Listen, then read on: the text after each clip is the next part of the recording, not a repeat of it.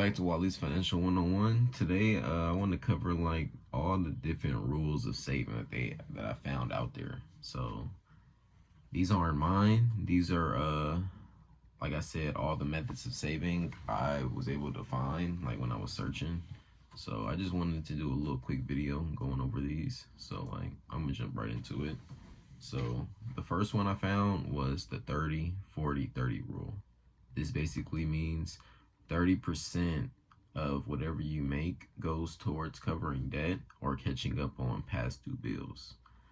The other 40% goes to current living expenses, emergency funds, or other needs and wants you may have, while the remainder 30% goes to saving for long-term goals, such as home, your retirement plan, maybe education.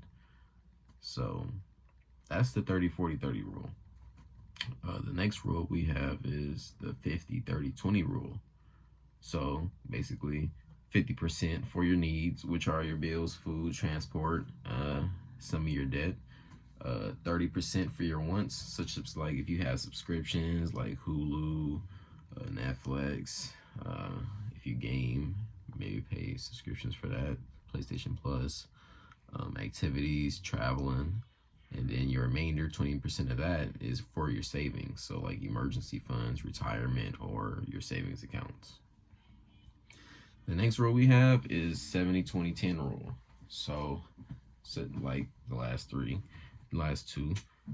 70% is your take home for living expenses and discretionary purchases, 20% for savings and investments, 10% to cover debt, or if you like to do donations, which if you're out of debt. So if you got debt, 10% covers debt. If you don't got debt, you should throw 10% towards donations. If those that don't know, donations that you give out are tax refundable at the end of the year. The next rule we had is 60-20-20 rule, which means 60% for your needs and debt, 20% towards your wants, and 20% towards your savings account. Now, when I was looking, it was like, this is more so a rule for people who have a large amount of debt. So if you do have a large amount of debt, 60% of this is for your needs and the debt, 20% for your wants, and 20% towards your savings.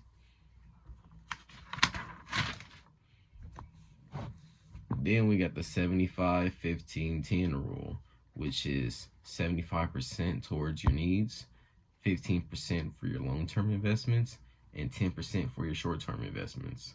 So this is, I seen, was more for people who are just trying to save.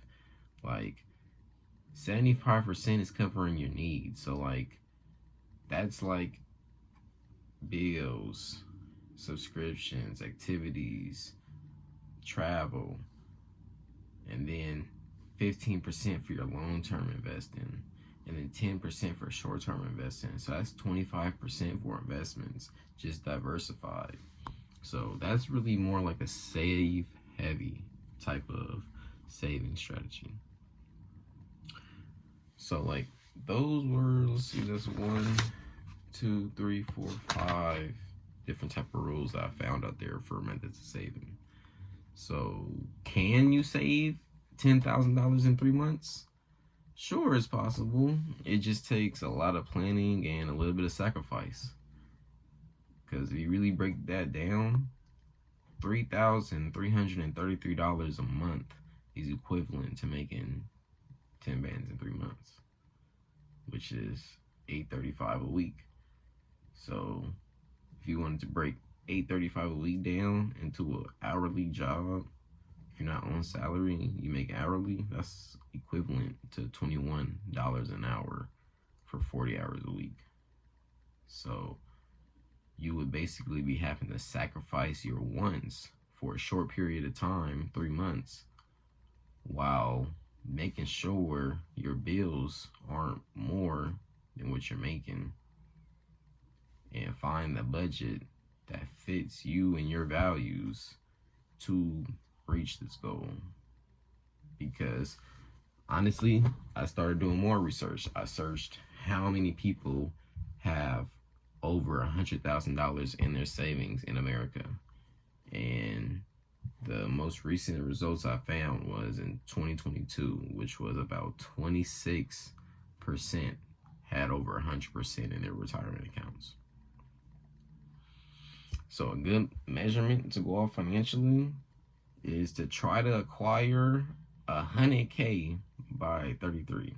If you're not already past that, like acquiring $100,000 in your savings by the age of 33, you know, like you're on the right track. Like you're not behind. Like you're not too far ahead. You're on track right there.